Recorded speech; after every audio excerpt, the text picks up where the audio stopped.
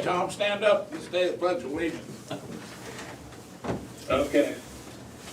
I pledge allegiance to the flag of the United States of America and to the republic for which it stands, one nation, under God, indivisible, with liberty and justice for all. Jefferson, Littlemore, and Gary. Yep. Okay, Tom, I assume you're running this show. Well, no, why don't, I think it'll be a lot more efficient if you just run it, and in case anybody's wondering, Jim Dill, he has COVID, he's recovering at home. And I was exposed, at the last meeting to Jim, since I sit next to him. So, I'm quarantining, but I'm symptom free, at least so far, so, anyway, so why don't you take it, Bob, and you'll do fine, I'm sure. Oh, well, so if you shut up, I'll start running. All right, we'll call this thing to order, and we will meet with the department heads. And First we need to have changes to the tentative agenda, because we need to remove the work sessions. Oh, yeah, that's right. And then See, I already also, screwed up, Tom. yeah, the two work sessions we were gonna have will be removed, and then also the road trip with conservation, the field tour, that has been canceled too. So everything down at the bottom has been canceled and removed. Okay. Any other changes? Now we go to department heads, and we can hear how the election's coming with our fine auditor. Just wonderful. That's it, huh? Now, I have to say this, at church on Sunday, the sermon was, mistakes have been done, and it was by the book of Judges, so now I feel like I'm being judged for the mistake I have done. But, yeah, big mistake. All have sinned and come short of the glory of God. Yeah, well, found out that yes, secrecy sleeves are required. We fixed that as of Thursday morning. We improvised, us girls got together and thought, what do we have in the office that we can create secrecy sleeves? So we created our own. I ordered some, we got them Friday morning. We've been using secrecy sleeves ever since Thursday morning. The only thing is when the absentee board comes in, all of them that were mailed out without secrecy sleeves, what they have to do is when they open those envelopes, they have to place them in a secrecy sleeve and place them on the table so they can take them out of the secrecy sleeve later. Iowa code. That makes sense. But anyway, we are up to 10,130 absentees. That includes everything at the counter too. We were very busy. Yesterday we had 195 at the counter. Last Friday 155, so that's increasing. And out of those 10,130, we have received back 7,572. Wow. And we will be open this Saturday from 8 to 5.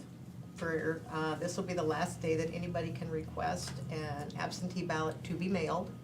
The only thing that we will mail next week is if somebody already has an absentee ballot and they spoiled it and it needs to be replaced. Of course, there's gonna be a short turnaround. We won't guarantee that we'll get it to them on time and then they'll get back in time, but we can still mail out those. But any new ones will not be honored on Monday.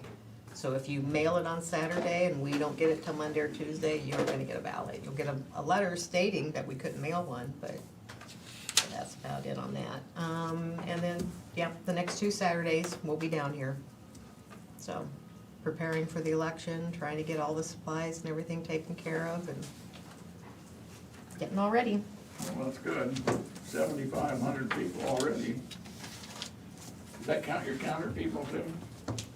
Of the return? Yes. No, yeah, the The 7,500, yep, that includes everybody at the counter. And we're up to, I think we've been averaging about 100 a day. Last week we did. So, Well, that's good. can we answer questions? Just to be absolutely 100% clear, all the absentee ballots that have been mailed in so far are valid and people don't need to worry about that. No, they don't need to worry about that. Okay. It'll be up to the absentee board that when they pull that ballot out of the envelope, that they place that in a secrecy sleeve, because if they have to work as a team, a Democrat and a Republican, which they always work as teams anyway, and they have to place that in a secrecy sleeve and then place it in the pile to be counted, so that they can pull it out of the secrecy sleeve later to be stacked and counted. So, I just caused the absentee board additional work is what I did, So after all this and all our fine help from the press, how many of them are standing in and not signed? We're averaging a few every day. Most of those have been, I think the other day, Saturday, I don't know how many ballots we got returned, but there was maybe a total of 7.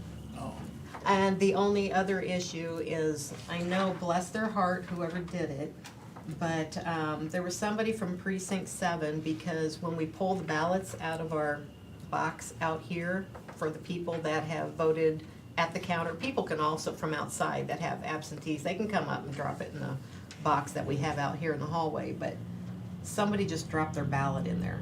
No envelope, no nothing. oh, So we can't accept that because we don't know where it came from or whose it was or any of that, so it's could just, be a fake. in our eyes, it's just a spoiled ballot.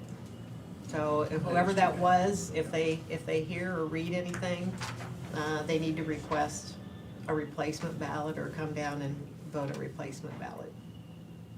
So, that's about it for my news. That's great. Thank you. You're welcome. How about IT? You got anything? Just keeping busy like always. Don't really have anything to do right now, so. That's good. Good to hear. How about county roads? Good morning. So we sent out over 500 letters last week to try to, obviously it's a small cross-section, but it's a pretty large number of letters to try to give people a heads up about the upcoming Highway 99 closure. And it certainly, from what I understand, caught some attention. I think somebody must have posted it on Facebook somewhere, so that's good. I mean, it's out there. Our goal was to make sure people were aware as best we could. And so that's not a bad thing to get everybody, catch everybody's eye, I guess. There are some people frustrated. Unfortunately, anytime you close a road, especially a high-traffic road, that's the way it goes. So, Well, it beats having somebody fall through the bridge. well, and that's the funny thing. I mean, there's been, I've been emailing with somebody that strongly questions why we're wasting money on a bridge that's perfectly fine. And the bridge needs done. I mean, it's pretty straightforward. So it's definitely a project that needs done, and we'll get through it. We do with everything we've done, and so the information's out there. It's been in the newspaper, so I appreciate that. And I encouraged anybody in the letter that got it to pass it on to anybody they knew that it might impact. So we're just getting that word out there. Yeah. Still looking at November 2nd, as far as I know. We have a pre-construction meeting tomorrow, so if something changes, I'll obviously pass it on next week, but that's the earliest that it would close, so that's kind of the worst-case scenario, I would call it. And other than that, we're still doing some ditching and working on some culverts, and guys are out blading this week, trying to deal with some of the washboarding we talked about last week. Even though it's still dry, they're talking some pretty cold temperatures next week, so that's not ideal for blading, so we'll try to get some stuff touched up this week. So, anyway, that's all I have. Yeah, that person that didn't understand your bridge deal has probably changed his tires before they were all flat, and he put new ones on. They're frustrated about all sorts of things, Oh, and sure. It's a lot of money. I It's a lot of money ultimately, and a when lot of it's- concern. yeah. So, When it's all said and done, we won't make them entirely happy, but we're still gonna move forward and do the project. yeah, yeah. Well, you're kind enough to try to wait for the harvest to be over before you Yep. destroy their lives. And I think this is the year that worked. I mean, I think we missed the majority of, the main part of harvest with it being kind of an early season, so. Yeah, that's right, yeah, you're good. Krista, you wanna wait till I end and do your report, or, Yeah, that'd be fine. okay. Jared? We have one item on the agenda, minor subdivision, another one that just was submitted for review.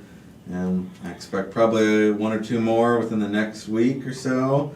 Other than that, we had a zoning commission meeting last night. Fortunately, we did had some disagreement over a few of the proposed items for the ordinance update, so there'll be a little bit more discussion and research on that, just to make sure we're getting everything to a format that makes sense for everyone. So but the process is moving along. So it's been a slow year getting going on that. So it's good to see at least we're having that discussion starting to take place. So apart from that, nothing of note. So. It's gonna be interesting getting into that windmill deal. Yeah, well, that's. I started trying to read that, that's kind of. Oh yeah, because we had the initial for work session there, so we'll address that in the future when we get a chance to meet with you all about that. Just try to get a plan of action of how if anything, how we would want to address that at this time, just because it's looking at what's going on in other communities at the present time. It's good, thank you. Safety. Good morning. Really don't have anything new to share or anything earth shattering, Good so from you. that's good news. The next guy, he's gonna have something. Yeah. Anything, Ken? Well, last Wednesday, our governing board for the Southeast Iowa Link region met. And I think one of the highlights was Heather Boatman came from Great River Health Services and talked about she gave some data, some reports from July 2019 to June 2020.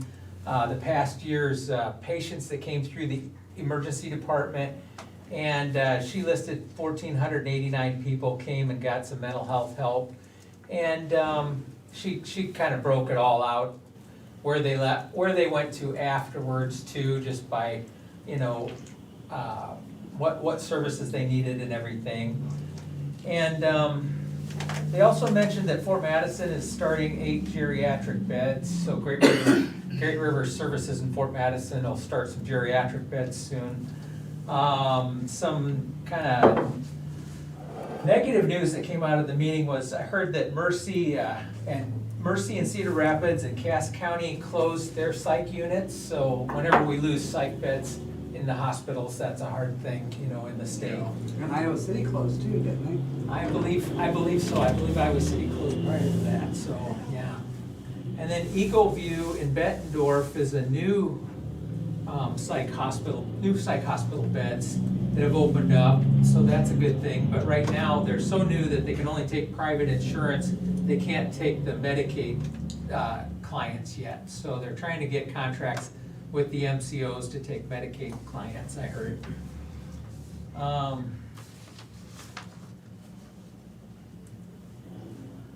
There was a lot of other things came up in the meeting, but we're still working on our website for SEAL for the region to create a better website. And once, it's not up and going yet though, so once we get it up and going, I'll give you the information on it'll have a new, what do you call it, URL or a new address to go to it, but we're not quite ready to share that yet, so I guess that's all for now. Well, you're getting more, you're at least getting recognized as a problem in the election. Yeah, That's good, yeah, mental health. yeah. Yeah, is a big issue, yes. I guess one other thing I could say is that, our SEAL, those CARES Act dollars that we received, we're distributing those as the schools and the mental health centers send us our applications. And the governing board did vote to open that up a little bit more to some other groups like adult daycare agencies, domestic violence, sexual assault providers, juvenile detention center for children, children's shelters, nursing homes, public health departments, substance abuse providers, transitional housing, homeless shelters, and transportation agencies and providers that serve people with mental health. It's still a mental health focus as well as a COVID focus, but for these grants. But we opened it up a little broader because we still have some money from that $1.5 million that we received. So by the end of the year, we have to turn it all back in if we don't give out the grants. So we're trying to give every opportunity to use the money in our 8-county region, so. If I'm out of line, tell me. Hope Haven was trying to open up a dual diagnosis. How are they coming? I believe that they have a few people in there now, and so it's open to a few people, and they're trying to get more. So they're still trying to admit people into that program, and it has started, so. I think last I talked to Bob Bartles, it was staff that was bothering more than anything. Yeah, getting enough staff to run it is a problem. They can't have more people till they get more staff trained and started, so. Yeah, Yeah. that's the deal, isn't it? You're right, yeah. Okay, thanks, Ken. Uh-huh. All right. Our COVID situation. Good morning. Take care of Well, yourself. yeah, it's busy. So for the county currently, we have 1,214 cases since they started the case count. Rolling 14-day percentage is at 13.4, and that's actually down 0.1 from yesterday because we were at 13.5, but not 3 weeks ago, we were a little over 6. So we've definitely had some increases in the county. I want to really remind everyone to do their social distancing, good hand washing, staying home when they're sick, because we are finding out that people, obviously, when they've had contacts, we have one positive and then they have multiple contacts, and those people usually end up positive. So we just want to remind everyone, if you're sick, please stay home. So we continue to be busy with the contact tracing, and we're also busy with the flu clinics. We had that flu clinic last week. Had good turnout. Really want to thank the Gina's office, emergency management, as well as Rodney's team. He had some of his employees come out and help us get things set up. And then West Burlington Roads came down and set up cones for us, so it worked really well. It was a good practice for us for when there is a COVID vaccine. We continue to do planning with the state on preparation when the vaccine is released. We don't have a date on that. But they do continue to send us the framework for that, sending the agreements, working with pharmacies as well as the long-term care to sign up for that, to get those agreements in place. So we've been working hard on that. We do have a emergency operations center call this afternoon. We have a meeting and it's virtual as well. So it's been busy at public health. So Iowa's still a red state? Red state? I don't know that I saw it as red this morning when I see it on the news. We have seen an increase. I think, I don't know where it falls as far as that category. Like I said, I didn't see that on the map it was considered red. I do know that the counties, the states around us there's a lot of red states around us as far as with the increase of the COVID. I know that there is concerns when the hospital groups have talked about the occupancy's going up even around us in the state. So the biggest thing we want to do is make sure our healthcare system isn't overwhelmed. So that's, I know that they worked very hard to flatten the curve, but we continue to have to be very, follow the state recommendations, stay home when you're sick, because that is a challenge. With flu season starting, there's gonna be people that have the flu, and then we have people who have COVID, and I think, again, the concern would be that it overwhelms the healthcare system. Symptoms are very similar, I assume? They are very similar. It's very, very difficult to distinguish, because obviously the flu symptoms, you can have fever, you can have cough, all of those things could easily be the flu. So always important to make sure that when you go for healthcare, if you see your provider, you let them know what symptoms there are, and sometimes people will go log on to Test Iowa and have the COVID test done first, and if it's negative, then reach out to their healthcare provider. I always encourage people to call your healthcare provider, tell them your symptoms, and let them make the determination if they should come into the office, and then they usually test for COVID and flu, so because both are definitely an option. And definitely want to remind people, if you haven't gotten your flu shot, you can definitely get your flu shot. We are still doing flu clinics as well as walk-in clinics from 1:30 to 4 on Tuesday and Thursday afternoons. And we have plenty of flu shot left, so. Yeah, what a deal, huh? You ever had something else I was gonna ask you? Forgot it. I guess you're not going away, are you? If I think of it, I'll ask you. Okay. Okay, thank you. Can I ask a question? Yes. The quick test, why does the hospital not do that for when they're bringing people in? For an example, I'm doing a sleep study, so I have to do a test on the 30th, and then I have to quarantine until the 4th before I can go in for a sleep study. Don't we have more quick tests? I mean, nobody seems to be getting those. So they are, so a lot of those tests are going out to long-term care and things. So they're doing rapid testing because CMS is requiring that they do testing multiple times a week. And those, the difference is if you're preparing for something, obviously the regular test, the PCR test is more readily available. So if you go to the hospital, my understanding is if they're going to admit you and need to know if you're positive COVID, they will do the rapid test. However, because the availability is limited for those rapid tests, because long-term care needs those and different places need those type of testing, that they will use the PCR test. Because you have time to plan ahead, because you know you're gonna go into a procedure, you can go 4 or 5 days ahead of time, get that test done, and not utilize that rapid testing supplies, which are definitely, not as readily available yet. They're working on that, but they're just not quite as available. So the president was in and out of the hospital in short order. How soon before that drug or whatever cocktail is available to all of us? Well, my understanding is, he took that cocktail and that's not been FDA approved at this point. He did take the dexamethasone and the remdesivir, which is available. So even here locally, if you went to the hospital and have that need, they would have those drugs available as well. I don't know how quickly they'll be able to, I heard there was some consideration for emergency authorizations for that.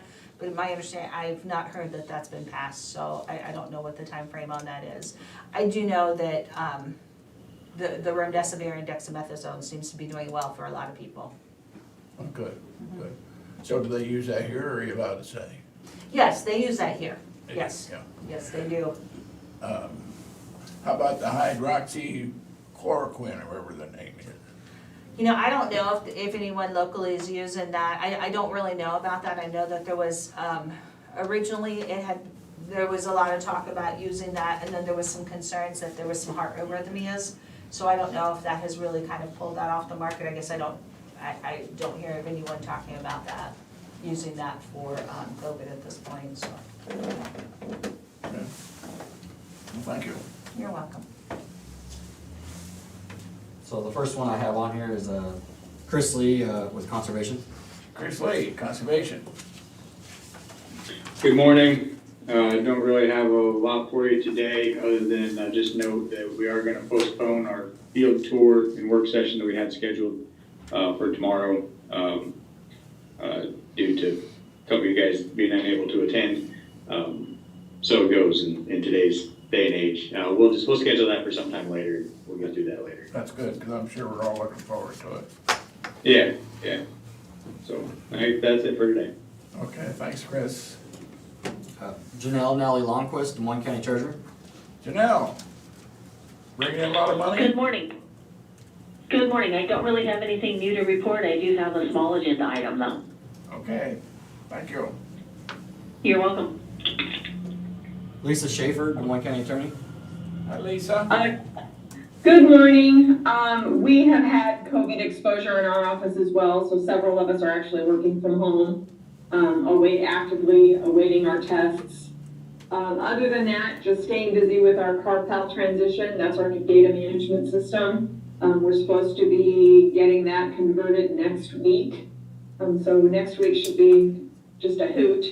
Like we don't have enough stress. Now we're gonna add a whole new computer system on top of it. Other than that, we're also working on the AV project and looking to see if we can find some grant money that may actually cover the unexpected costs of that that we will likely incur due to some changes in what we thought we were going to need due to the COVID issues up in our courtroom. Other than that, just staying busy. That's great. I have one other, I have a call-in user on here, but they didn't punch in their ID, so I'm not sure who it is, so. Do I have somebody else on the call as well? Okay, I guess not. we'll go to correspondence. Tom, did you have any correspondence? I did not. Okay. We'll move on to discussion and vote, accounts payable claims. And this session is $1,626,005.52.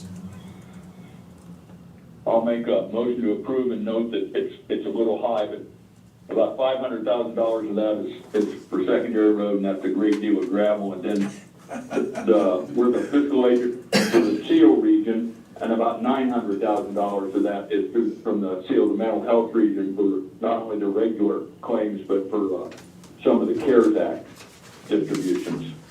So I would make a motion to approve that. And I'll second it. Tom Broker, Yes. Bob Beck. Yes.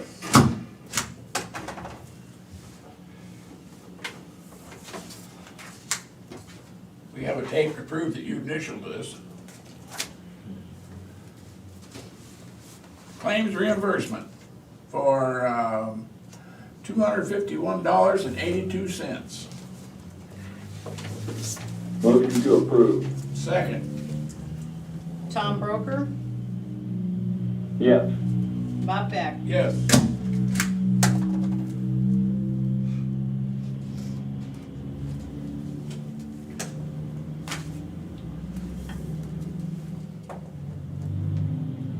Resolution final plot for Edward Schaefer. Schieffer. Schaefer? Yep, Edward Schieffer subdivision. Okay, Jared, we'll leave that up to you then. Unfortunately, it's not quite as interesting of a story as the name of the subdivision we had last week. That's kind of a once in a blue moon situations there, but in this case it is noteworthy that this is, the name is in tribute to the late father of the subdivider who had resided in the house on this property. So what the plan is here is to take this, it's about 13-acre property, and split it into two parts, where the existing house would be on lot 2. There's already a buyer ready to purchase that and move into that house. And then lot 1 would be retained by the family of the late Mr. Schieffer, and the plat includes access easement through lot 1 to provide access to Flint Bottom Road from the house on lot 2. I should note that there was the family also owned the lot to the west up until recently. That one was already a separate legal parcel and has been sold. And they did do a lot line adjustment. You can see it's parcel N on the plat, which was done as a lot line adjustment to ensure that the driveway entrance from Flint Bottom was entirely on lot 1. And that way, in terms of that shared access there, that would be so that only two property owners would be using that, and then the lot to the west, which I believe someone plans to develop for a house, that one will have its own separate entrance from the road.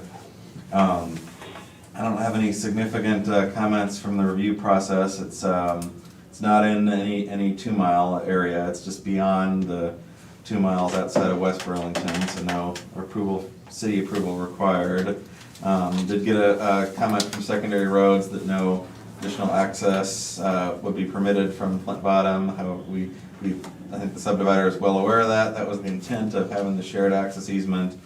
However, just for the record, we have included that as a condition on the resolution that the access for lot 2 would have to utilize that easement through lot 1. So with that, I recommend approval of Edward Schieffer subdivision with the one condition. Tom, you have any Motion to questions? approve the proposal. All right, I'll second it. Motion. Tom Broker, Yes. Bob Beck. Yes.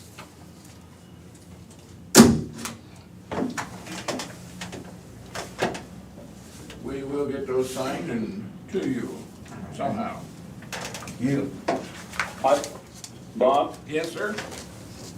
Bob, tell, Terry, Yes? I can stop down there later, and like we do, if you'll get the stuff that needs signed, I'll call you when I'm in the parking lot, set it out on the back steps, you go inside, I'll come pick it up, take it to the car, I will get it signed, put it back on the steps, call you, and you can pick it up. We Okay. can do that later today if that'll work for you guys. Yep, will do. Sounds like a bunch of crooks to me. Okay, thanks. Does she need a Okay. secrecy envelope for that? We can provide them. All right, we have personnel actions. From the correction center, we have 3.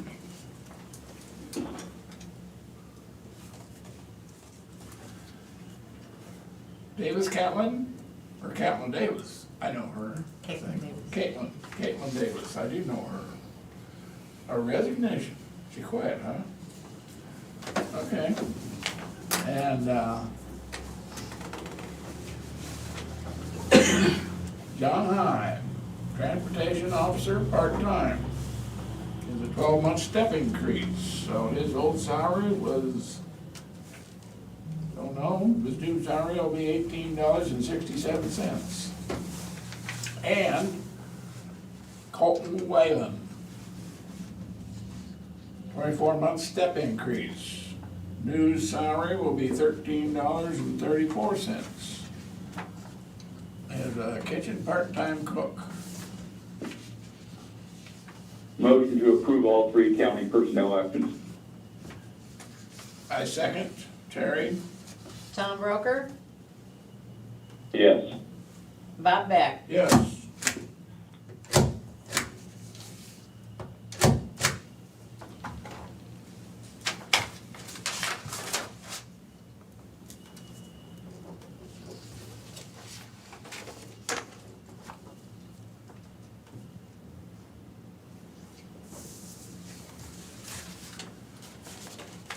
And we have a employee from the treasurer's office, Ashley Sherwood, clerk. Partial day without pay on 10/16. How do you wish it? Motion to approve. Okay, I second. Okay. Tom Broker, Yes. Bob Beck. Yes.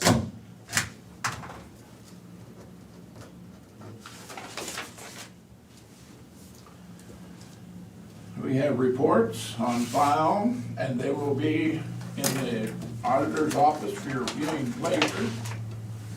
They are Dewey Buyer Trust,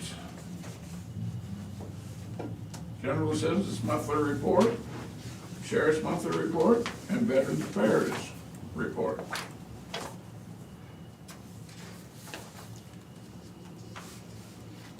They're all very interesting reading.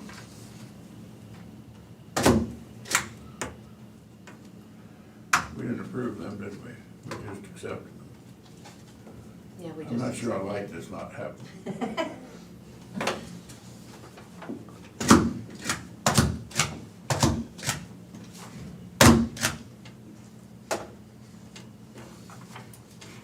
Part-time ability to read.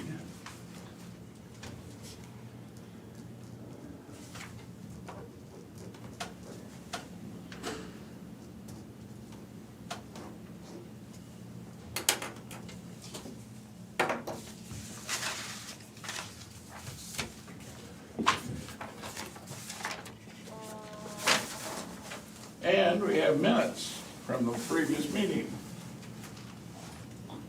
Motion to approve. Second. Terry? Tom Broker, Yes. Bob Beck. Yes.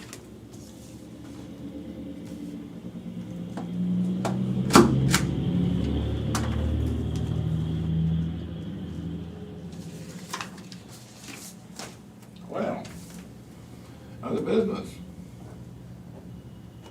Future agenda items. Future agenda items, I just want to bring up that we will not be having a board meeting on Election Day. It'll be the day after, on November the 4th. And the reason we're not calling it off is because we have to pay bills. Somebody'd have to go hungry for 2 weeks. Committee reports. You haven't been out spreading germs around, Tom? Yeah, I attended the Grow Greater Burlington meeting this morning. It was mostly just an informational Zoom meeting. They're hopeful to start in-person meetings in January. And I attended the Southeast Iowa Lake Mental Health Region meeting that Ken discussed. We approved claims that there was extensive discussion on the distribution of the CARES Act funds. And like Ken mentioned, it's Mercy Hospital, I believe it was Mercy Hospital in Iowa City, and I believe it was Cass County anyway, eliminated its mental health beds, and they were eliminated due to the financial fallout of the COVID-19 shutdown. Hospitals were shut down so long, they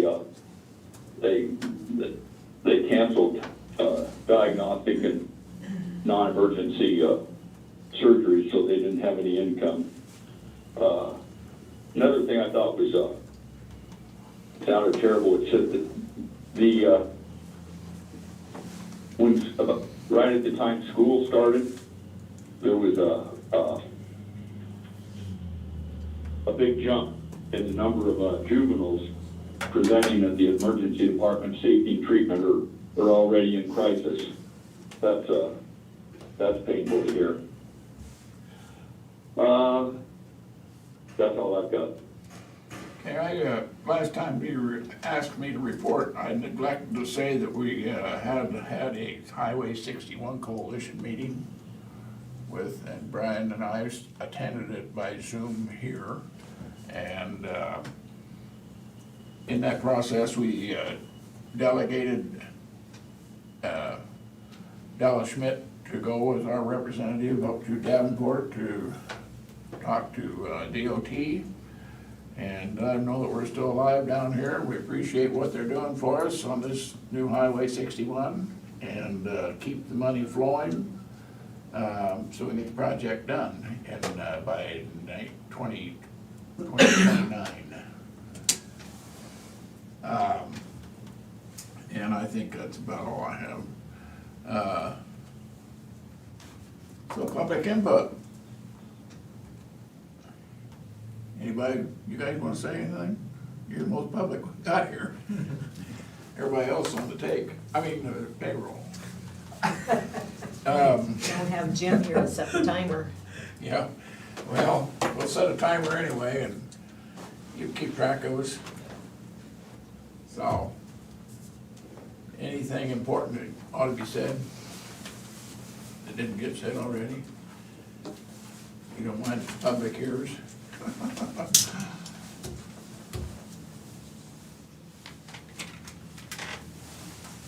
You guys have anything news? How about when you go out and attend those little towns meetings, they talk about what we're doing with DESCOM and that kind of stuff? A little bit. Depends, if they're unhappy. They're unhappy? If they're unhappy, they talk about it. Yeah, well, that's the only time we ever hear anything when they're unhappy. Wouldn't it be nice if people talked about things when they were happy about it too? Oh, we never get through it because we make them so happy. Yeah, I heard, wait a minute, Bob, let me make a comment here before you said, maybe you want to rephrase yours. People were charming in at the Hawkeye because they didn't ever print anything happy. It was always bad news, that was all they planted. And one of the editors said, if a plane lands successfully at the airport, it's not news. But if a plane crashes at the airport, we all want to know about it. And we're all gonna charge out there and take a look at a wreck. So I've tried to keep that in mind when I think about the newspapers and what you guys do for us. We really do appreciate it. You're very much needed. I try to print happy stuff sometimes. Yeah. Yeah. Well, you write it so it's happy. Yeah. You do a good job, both of you. We Thank really you. appreciate it. Back in 2006, I said something mildly critical of the Gibbs brothers, and so the next day in the paper, there was an 18-inch letter to the editor from Grant wasn't very kind to me. So I called him up and we had lunch together and we've been friends ever since. And I decided then, you know, there's enough people criticizing musicians. I think I'll just try and say good things about them, unless they're famous and they come up from Nashville and put on a crappy show because we're a little town. And then it's okay to be mean. 2 minutes up, bud. 2 minutes up. Our time's up. So, I guess I'll just call this meeting over. You motion to adjourn, Tom? Aye. Aye. Thank you, sir. We look forward to you